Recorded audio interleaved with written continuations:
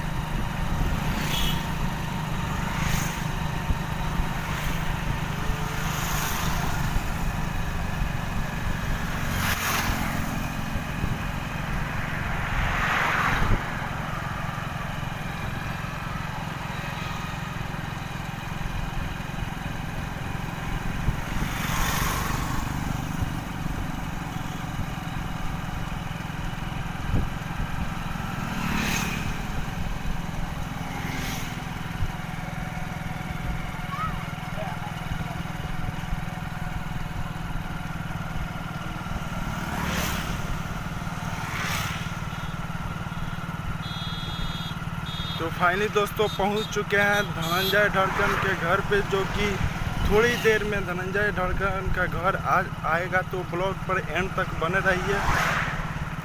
तो दोस्तों देख सकते हैं कि धनंजय ढड़कन का जो कि न्यू घर है आप लोग का दिखाई दे रहा होगा, और देख सकते हैं कि धनंजय ढड़कन का जो एंड तक बने रहें। और फाइनली दोस्तों हम पहुंच चुके हैं धनंजय भाई का घर पे, जो कि नया घर बन रहा है और पुराना वाला घर दोनों ही एक साथ दिखाई दे रहा होगा आप लोग को स्क्रीन पर। तो देखते रहिएगा लोग। और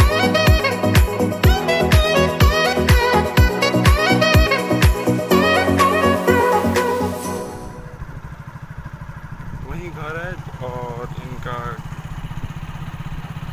गांव का नज़ारा देख लीजिए कि कैसा है उनका गांव का नज़ारा।